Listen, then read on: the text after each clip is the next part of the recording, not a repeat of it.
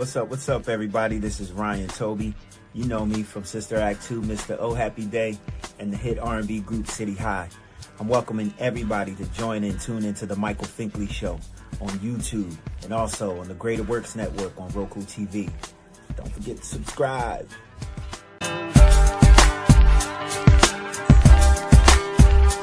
You loved her as Thelma Evans in Good Times. Now Finkley has her.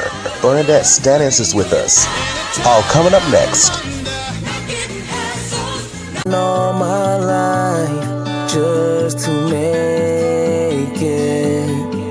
If I can make it through the night, just to see a brighter side.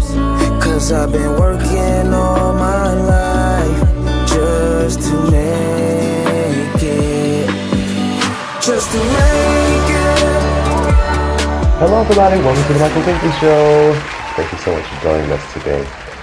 I still get very, very excited when persons reach out to me and they say, hey, I love what you're doing, and you have some awesome content and it looks great, it looks clean cut, all this kind of good stuff. I like to be on. I still get a rush from that. And because, I tell you this, because I always teach myself to be humble in everything that I do, because anything that I do, we pray. We have to talk with God about it, and we were raised that way. And so when people do this and say these things, it's very humbling, but it also gives me energy to keep going, gives me my fuel to keep going to what I really want to achieve, want to do with this platform. So thank you for the ones that have been on this show. Thank you for the ones that have reached out. Thank you for the future persons that are looking to reach out as well, but haven't quite done so already. I say this because on Monday, we will be celebrating 100 shows. Y'all, 100 shows. Can you believe it? I wasn't even going to start this platform, but it's something that's been on my mind for years, but I didn't know how to get started with it. So I pondered and pondered. People say you should do it this way, that way, another way, but I said I want to do it my way. I already had a vision for it. I already know how I wanted to sound and look, and here I am, 11 months later. Here I am celebrating 100 episodes because of you. You watch, you click, you subscribe, you want more, you email us, you write us, and we thank you for it. Thank you. And so today we're able to have guests like Bernadette Stanis. Oh, Bernadette Stanis is here with us from Good Times. Y'all know her from Thelma from Good Times. Y'all know her. Y'all, we had a great conversation and things got real in this interview too, I tell you, but you have to watch to see what I'm talking about. So don't you go away, more to come. We'll be right back. Coming up, we have the lovely Bernadette Stanis with us. Don't you go away. We'll be right back. Celebrating 100 shows. It's the Michael Finkley Show. Join us as we count down our top 5 shows and unforeseen moments. Come on, y'all. Let's celebrate. Next, Michael Finkley. Monday. Looking for a mentoring program for your young male between the age of 6 and 18 in Columbia, South Carolina? Well, look no further. Big Homie, Little Homie Mentoring Program is the program for you. Under the leadership of Mr. Jamal Stroud, Big Homie, Little Homie is a 501c3 nonprofit organization that caters and mentors at-risk youth that come from single-parent homes. The organization caters to young males between the ages of 6 and 18 within the greater Columbia area. The organization is devoted to shaping and molding their life into great men of society. Big Homie Little Homie organizes male gatherings, discussions, and even educational assistance devoted to guiding and leading them into a positive light. Making a positive attitude will help in transforming their life regardless of what is experienced in life. For more information on Big Homie Little Homie Mentoring Program, visit our social media outlets, Facebook, Instagram, and Twitter. Need a little motivation? Timothy Clifton is with us every week on Mondays to get your week started with a little motivation, all here on The Michael Finkley Show.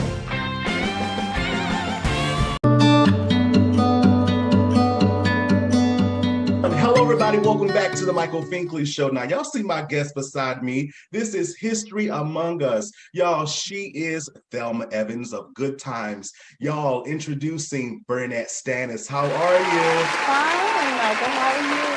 I am super well. Thank you so much for being with us. Oh my word. So I must do this first. Because my mom actually grew up watching you. So she told me to say hello. She loves you. She loves you, still Thank loves you. you. Hi, Mom. What's Mom's name? Her name is Carol Finkley Nixon. Wow, Carol. Hi, Carol. Yes, I did it for you, Mama. Okay, don't beat me. I did it for you, Mama. You All have a right. beautiful smile, Michael. Thank you so much. Oh, she's gonna love that part. Now I must say, why don't you age? I do. Why don't you? You don't look it. Thank you. I pray every night, God, please don't let me look my age. Oh my word, it's still beautiful, that awesome smile, Thank and you. still out here making a difference in the world today. And we thank you for it. So as you know, everyone is dealing with COVID-19, right? We're trying to push through it, all that kind of good things about that. So in this time, what have you learned about Bernadette that you did not know before? That I like I told my daughters, this is a time where we have to deal with ourselves and we have to deal with simple things. Mhm. I learned that living simply is just fine. You can still make it whatever. You don't have, just be simple. Do simple things. Understand that this is not going to last forever. God loves us. Be obedient. Wear your masks. You know what I'm saying? Yes, You know, ma'am. don't go into the crowds that Right. you used to hang out in and all the time. And just do the simple things and just pray a little bit more for your tranquility, because this can make you very anxious. And Mm, so that's what I've that's learned to true. just, I always prayed, but I do pray even more now, because I just want to stay calm and I just want to know that if we do what we're supposed to do, we'll be okay. Right, right. We have to be okay because if we speak it, it has to come to pass. That's That's what right. I've always been taught. It Oh, has yes. to, and Come also to through pass. experience. Yes, Yes, ma'am. And yes. so let's go back. Let's go back. So you're at a beauty pageant many moons ago, and someone actually discovered you there. Talk about that. Talk about that moment. Yes, that was interesting because um, what was it? Oh my goodness, I forget his name. But anyway, there was a beauty pageant and it was only for adults, like they had like 18 and over. And so Wow. my mom said that there should be a pageant for, teenagers, because we want to be in pageants too. So Hal Jackson, that's who she spoke with. So because he was in charge of the adult pageant. So the very next year he had a teenage pageant. So of course I'm saying, Mom, yeah, bye, I'm going to be in it. So 8 weeks later, okay, we're going every week to practice and the whole thing. And mind you, there are five. My mother has five children. So, she's taking us all up to Manhattan and we're living in Brooklyn and all in Manhattan. And so that Sunday of the show, I got up and I looked in the mirror. And, every time you're getting ready to make a leap in the world, no matter what it is, you're going to have the little devil on the other side talking to you and telling you, no, you're not going to make Mm, it. You're not going to make it. I'm like, right. oh. So here I am Uh-huh. sitting there looking at myself and going, come on. You never won any pageant before. You're not going to win now either. So my mother comes in and I said, Mom, I'm not going. I'm not going. And I fought with that, not fought, but Mom, I'm not going. I had an attitude. And mothers know, parents know, so you're going. And I'm like, so anyway, I ended up going. And that's where my mom met the manager while I was on stage. And he said, they're doing a television show and your daughter looks like she could fit right in there. Well, of course, we went to CBS the next day. Norman Lear was there. Jimmy Walker was there. And it was thousands of girls. I'm like, yeah, right. Okay, so I go in there, I audition, do my little thing, and I don't care. I figured, well, hey, anyway, I did my thing.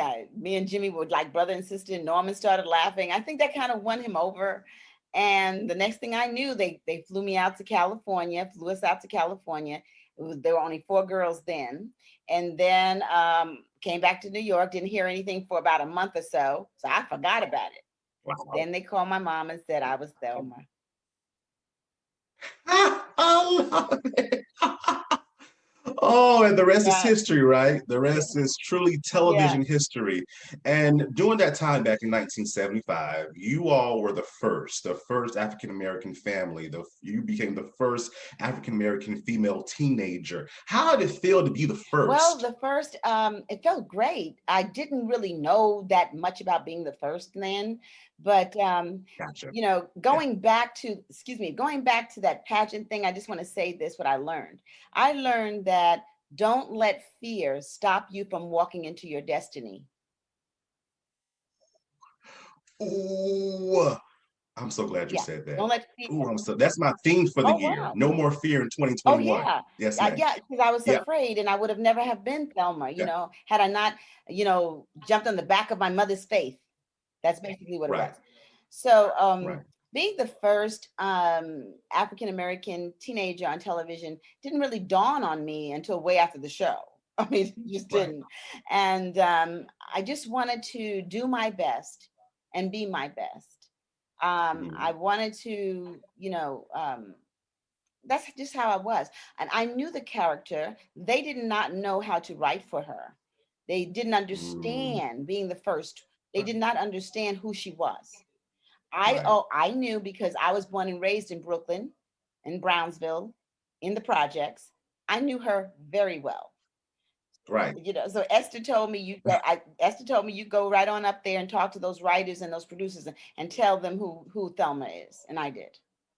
Wow, amazing, amazing. Wow, because they didn't understand because we had a lot of white writers on the show, Well, you had correct? mostly white writers, Hmm. and even if you had probably 1 or 2 black writers, there's no guarantee that they knew how to write, for a female or a young teenager either.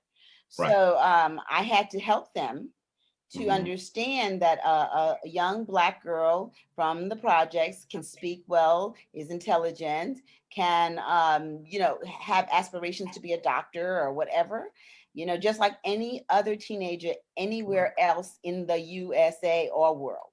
Hmm. Gotcha.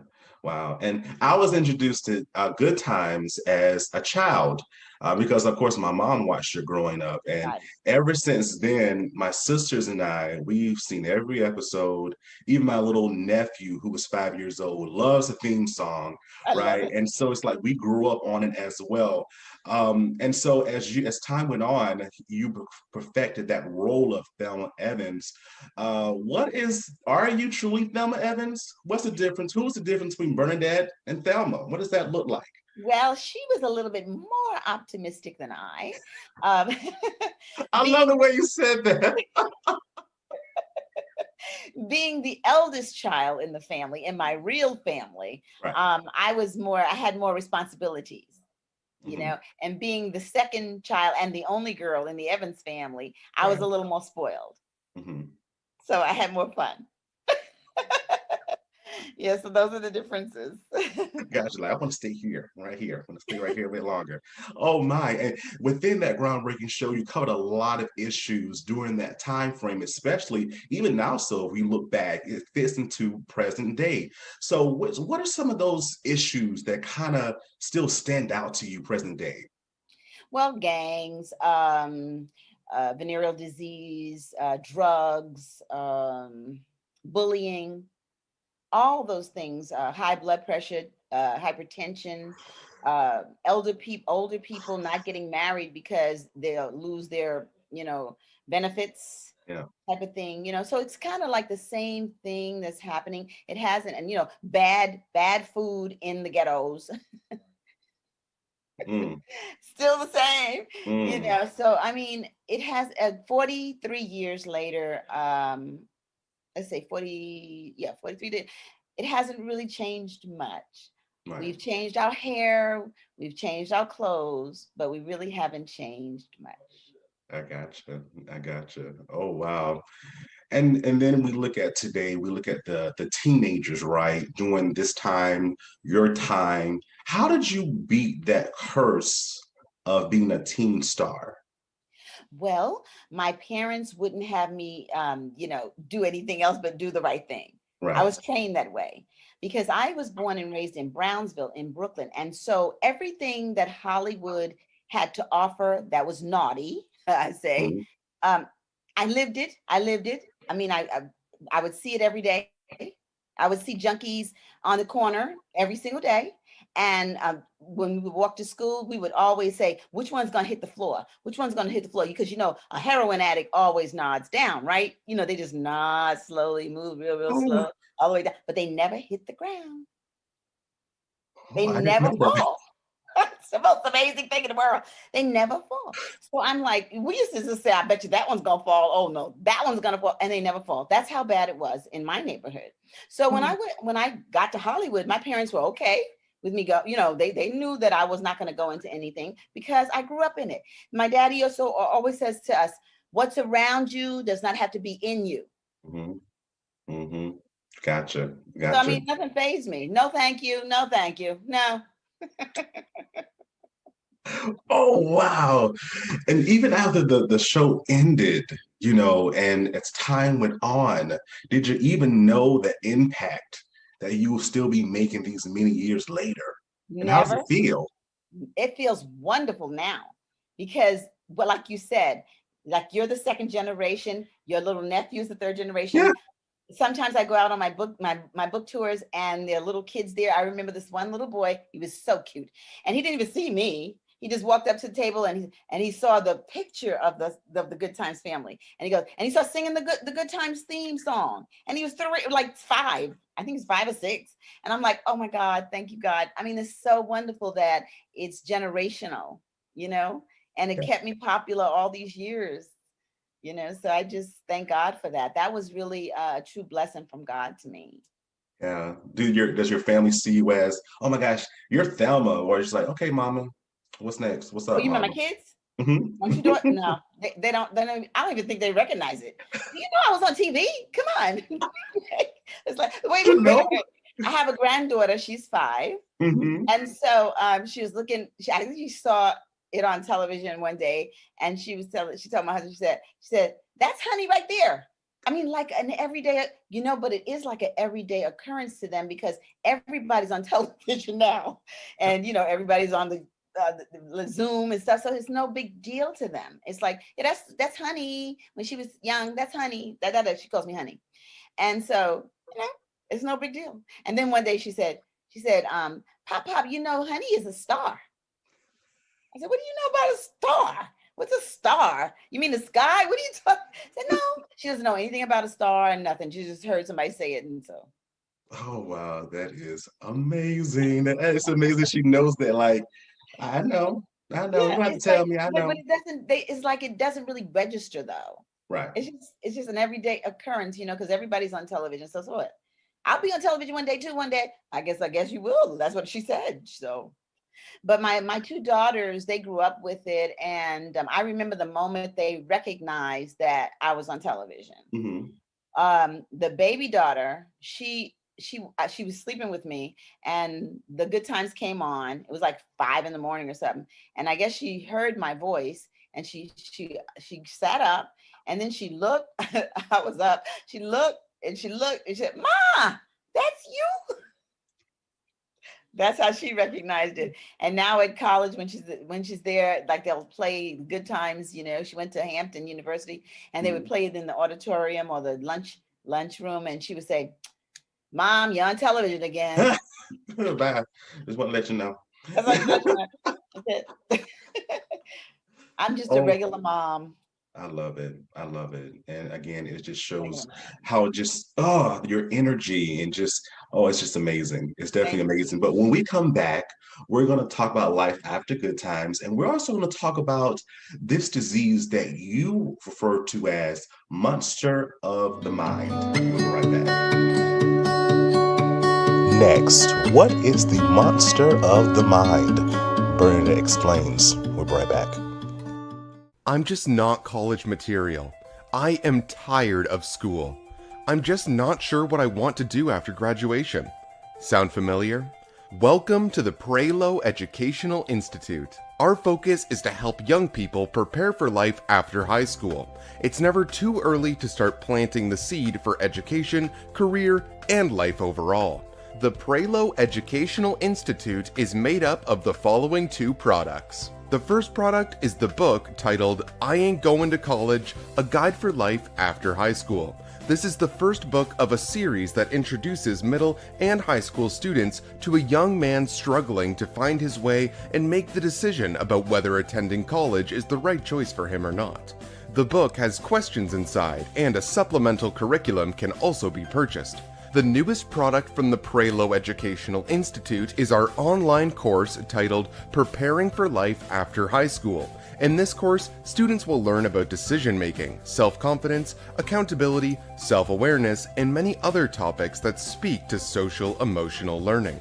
Young people will read a story about a young man who never gave up no matter what the circumstances were. The course is interactive and has questions, quizzes, and video. Do not wait until your child or student is a senior in high school to start planning. Enroll today. To enroll and learn more, please visit www.speakerauthormarlow.com. She is flexible and she is a multitasker.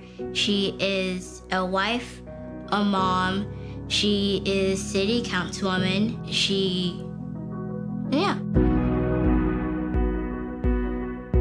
When I was growing up, Mom worked outside the house, and so my dad was an entrepreneur. I saw him leaving early in the morning or late at nights to go meet with clients, and he was always one who told me, if you show up on time, you're late. I just admire how she's able to not only juggle the demands of her jobs, but keep her family really first. The outstanding thing about the Isaac family is their noble contributions to improving the quality of life for our Colombians and people all over this state. I, Tamika Isaac, do solemnly swear. discharge the duties thereof, so help me God. So help me God. Congratulations and best wishes. I first ran because I saw a need, I saw a void that needed to be filled, a voice that wasn't there. And over the last several years, I feel like I've been able to be that voice. So often as women in whatever spaces that we're in, we are often discounted because we're a mom or we're a wife or we have this career, and she's an everyday woman who shows women what excellence looks like. She has walked the walk of being a small business person, of being a parent, of sending her kids to school. Columbia is a great place, and we have done a lot in the last few years as far as law enforcement. But law enforcement can't do everything, nor should it do everything. We have to really expand upon the tools, technology, and community policing, investing in our communities so that law enforcement is a partner with our communities.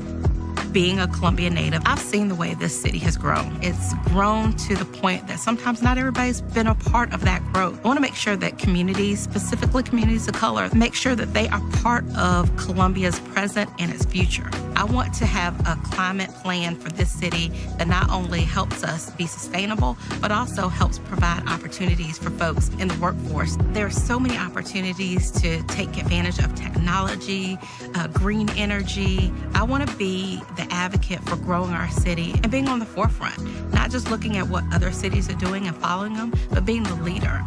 If you don't have the right leadership, you're going to miss a lot of opportunities. I think having a woman as mayor of the city of Columbia is long overdue.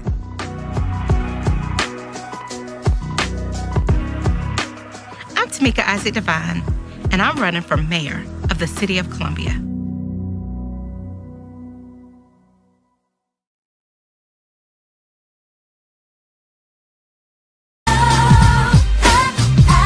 What's what's up, y'all? I'm Leon Frierson, former cast member from Nickelodeon's All That and co-host of the Prime Nostalgia podcast. And I'm here to ask you to join me in watching the Michael Finkley Show weekly on YouTube. Now, I've been on the show, so I definitely know it's a platform where you'll be educated, informed, and inspired. Now, don't forget to subscribe, and I'll see you on YouTube. My bossy and my crew. Welcome back to the Michael Finkley Show. We are still chatting with Bernadette Stanis over here with us, and I am just enjoying this conversation. And so, Bernadette, please tell us about your mom. What was she like growing up? Okay. Mom was always a very quiet lady, but a very determined lady. Like if she wanted to do something, she was going to do it. And she was very quiet and very, very, just a nice little quiet lady. And when she got mad, she got even quieter. But but she was no pushover. Yeah. Okay. Like when we did something wrong, she would let us know. I can remember when we were really, really little. My mom, this is how my mother used to do it. And we had to get a spanking. I remember this. My mother would sit down in a chair. Now, what mothers do? She would sit down in a chair and she would say, "Come here." And we were like, "What? Come here." And she said, "I'm not going to chase you. You're going to come here." We would have to walk to her. That's the worst. Did you hear what I said? We would have to walk over to her and lay across her lap so she can pop, pop, pop. I never in my life, my kids ran. I couldn't do right. it. That's right. Come here. And we would have to come there. I mean, I saw my brothers walk to her. I walked to her. That's the kind of power this lady had. Wow. And she was so sweet and so cool.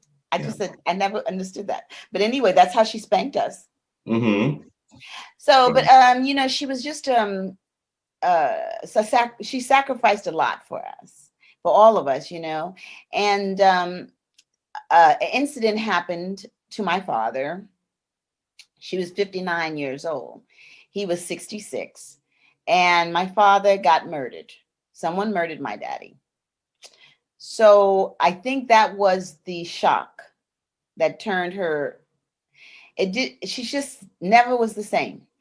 And then after that, we all were grown. So we all, left, and she moved into a smaller place. It was just her, and she was lonely, I think. And she never complained to us, never let us worry about anything. And then by the time she was 63 years old, we noticed that she was shaking. She started with the Parkinson's, and we didn't know what that was. So I told Mom to go to the doctor and find out what it is. Now, only after she passed away, and I was looking through all her writings, because she used to write just like I write, and she dates everything. She dated it. And that was the time I told her to go to the doctor. She said in her book, she said, "I went to the doctor, but I don't think I'm going to tell the children because I don't want them to worry." So that had to be Parkinson's. Okay. But see, I didn't know Parkinson's and Alzheimer's are on the same chromosome. Oh. So usually they go together. They can go together. So by the time she was 70, she had a full-blown Alzheimer's.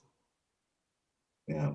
And that's not that old anymore. It was old then, but 66 was old then, but it's not anymore. Mm-hmm. Not like that.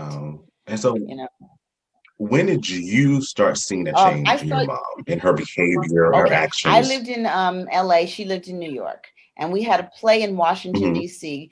Called, I was at the Lincoln Theater, and it was Whatever Happened to Black Love. And so the whole family came down.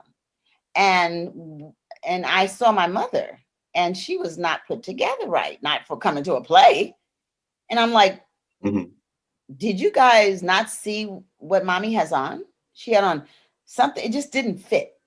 And it just did not fit. Her hair wasn't done right. And I'm like, oh my God, I knew something was wrong. And so like about a month later, my brother said, "Yeah, mommy needs you to come and get her." And I went home and I saw it wasn't right. And I took mommy back home with me. I took her to the doctor, and they said it was Alzheimer's. Yeah. Yeah. And when you heard that news, did you actually know what it was at that time? Or did you have to do some more I had research and no asking idea. I didn't even know how questions? to say the word. It was Mhm. Alzheimer's, Yeah. what is that? And so when the doctor said to me, give your mother some kind of medicine that he gave me, he said she has something called Alzheimer's. And I said, what is that? I said, Mommy, Mom, we're going to fix this. We're going to fix this. I don't know what this is, but you're going to get more vitamins. We're going to fix, don't worry about this. And so she's like, whatever. And then the doctor looked at me and he put his head down. And I'm like, that's Mhm. rude. Why doesn't he try to console me or talk to me or tell me? Because he already knew what it was. I did not know. I did not know what it was. There is no cure for Alzheimer's right now. So this seems to bother me. I have to tell you, this is so funny.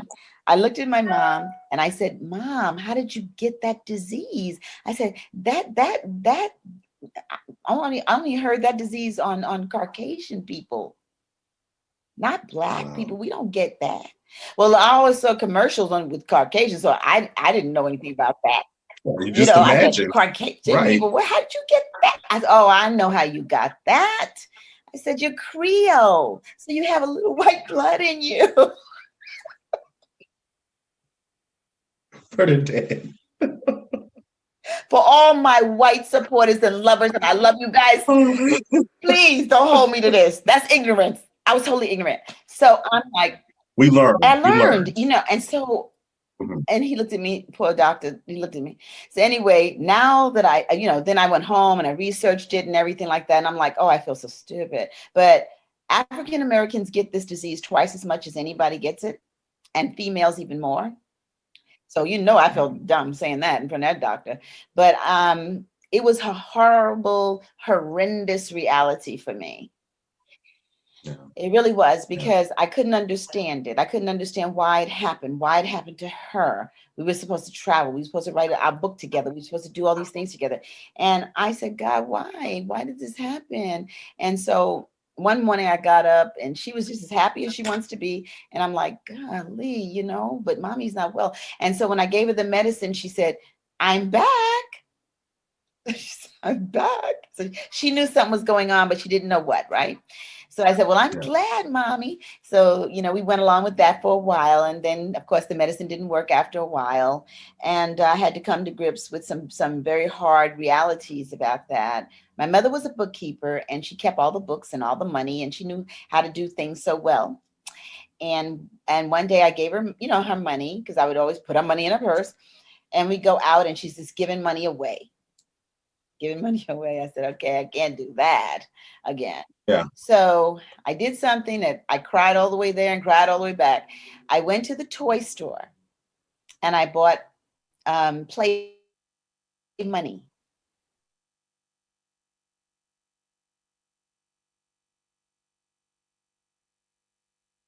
Looked and she sent me out and counted and put her money down and everything there, and did not recognize it was play money. Wow. Wow. Yeah. So, I went in the back room and I just cried. And then I realized that at the end, when, after Mommy passed away, something hit me. And it hit me like this, like God was talking to me. And he said that it had to be that way for your mother, because your mother was a worrier and she would have been in a pain knowing that she was dying.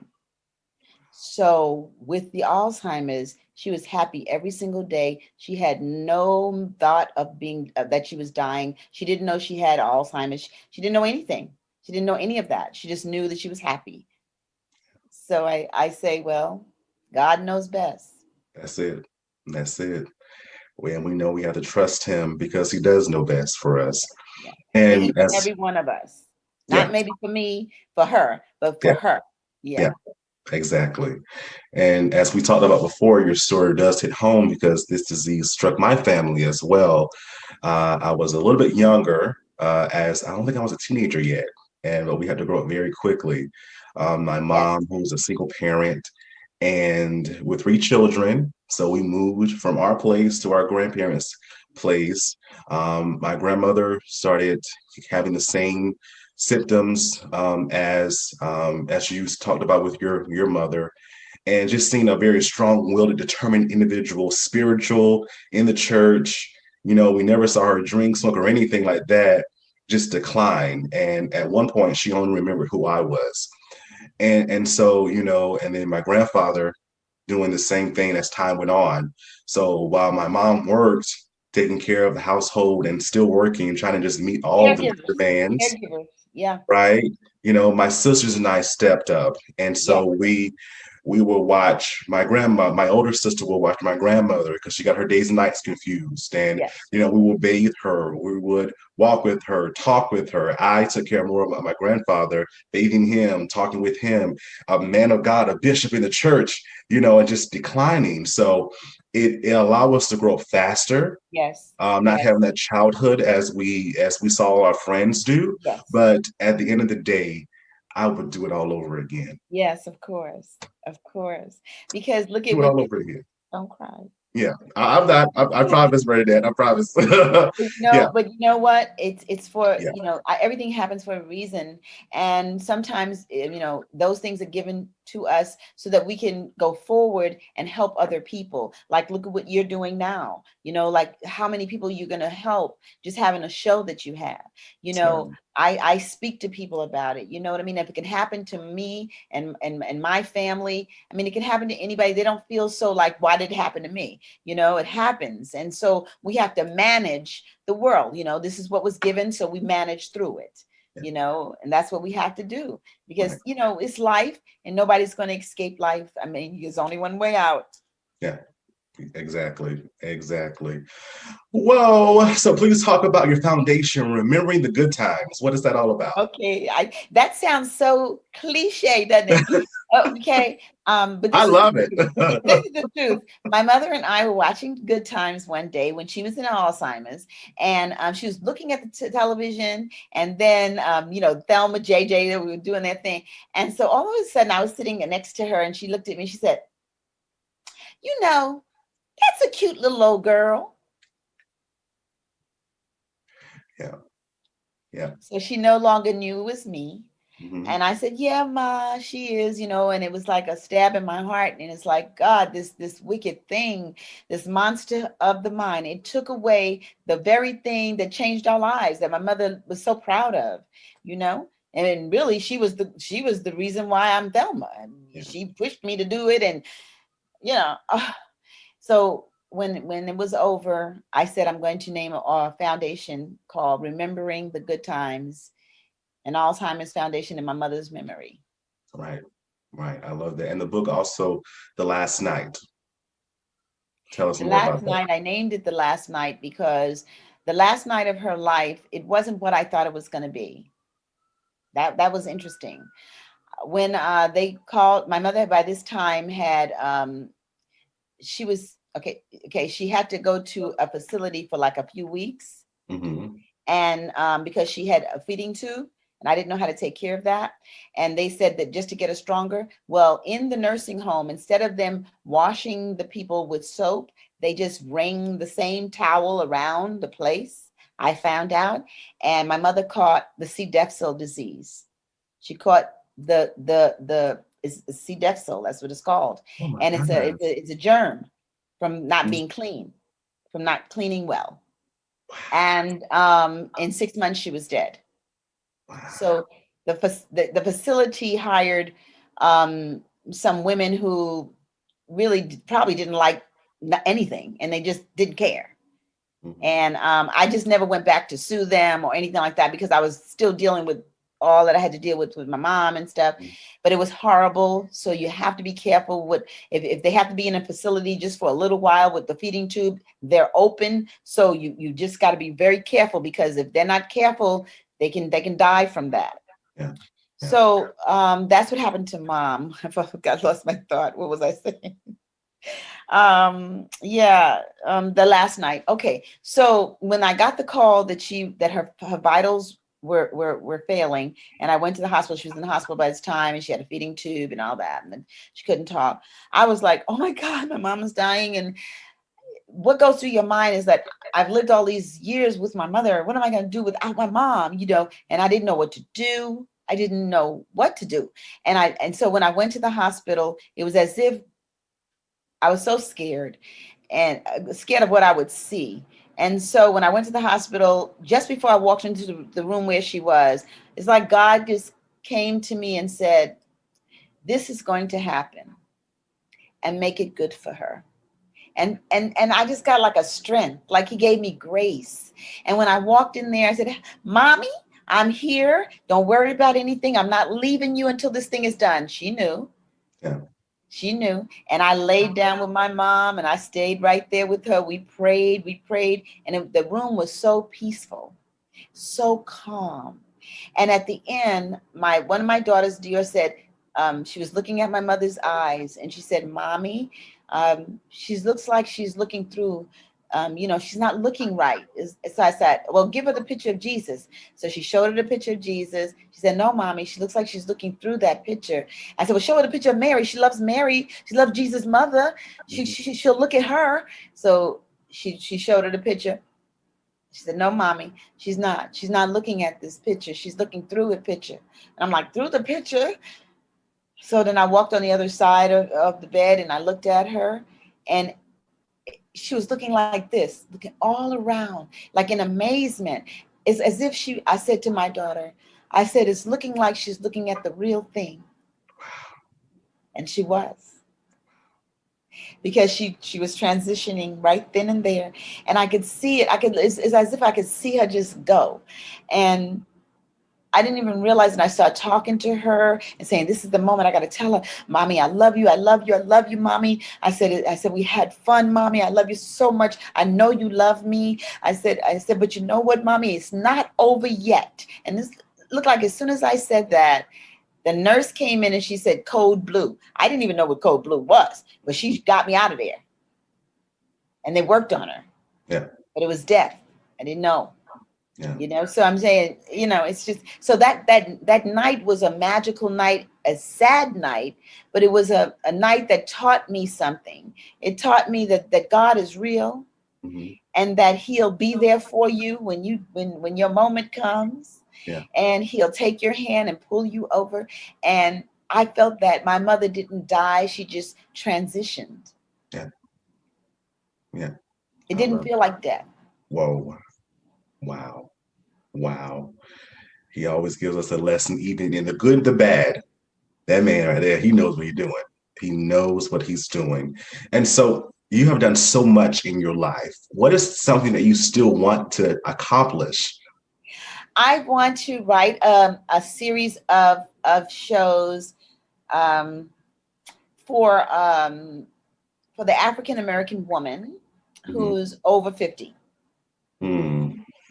But you don't have too many wonderful parts for us. Right. Where somebody's aunt,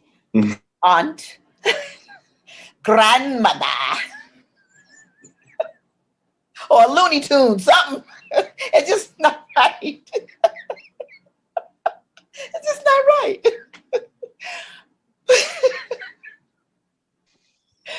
So how is that process going for you? It's going well. I'm working on it. Okay. All right. I wasn't ready for none of that. I wasn't ready for any of that. All right. Okay. So That's true. Oh wow. Yeah, it is true. It's definitely true. So we can't wait for that project to come to fruition. So as time continues to go on for all of us, how does Bernadette want to be remembered in the world? Well, I think that they're going to remember me as Thelma.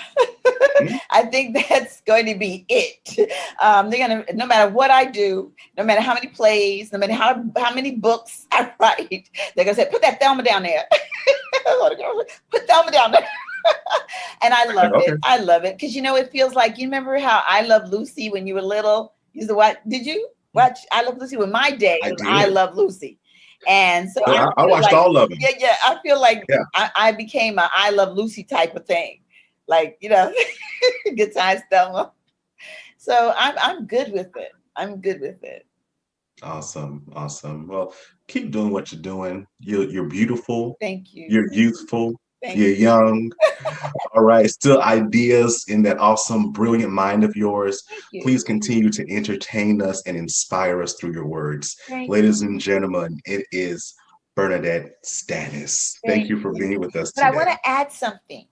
Please. I want to add something. I want everybody to follow me on Instagram, right?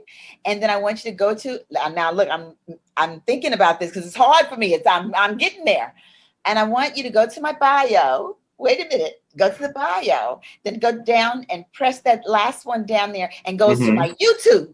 I'm getting a YouTube. I got a little YouTube, so I want you to go and I want you to like, share, and subscribe.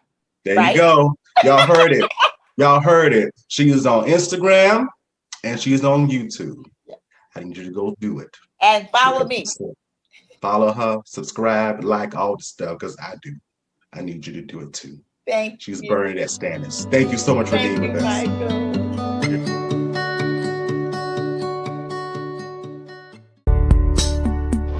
Calling all TRIO, Gear Up, JAG, and other college readiness organizations. Hello everybody, it's Finkley with the Finkley Experience. I am here to offer you information about our college readiness cohort series. This college readiness series includes college applications, SAT, ACT prep, scholarships, financial aid, the mental mind state, HBCU versus PWI versus technical colleges, and so much more. You know, this is helpful because it's actually like making me change my college plan. Really? If interested, visit our website at thefinkleyexperience.com or just email us at michael@thefinkleyexperience.com. We're looking forward to working with you.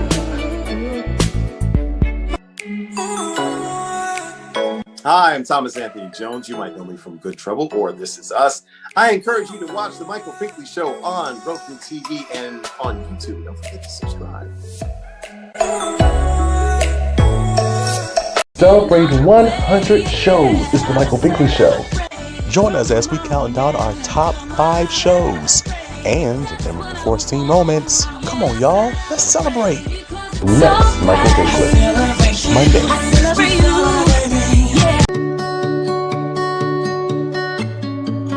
Welcome back. I hope you enjoy the show. Y'all, it was a pleasure taping this one.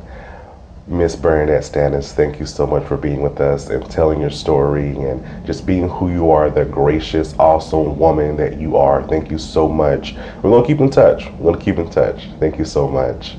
On Monday's Finkley, again, we're celebrating 100 shows, so we're going to look back at some of these awesome shows that we've done, some blooper moments, all these different type of things, and we're just excited to be in that caliber of 100 shows. We work so hard, and you get to see all of the awesomeness on Monday.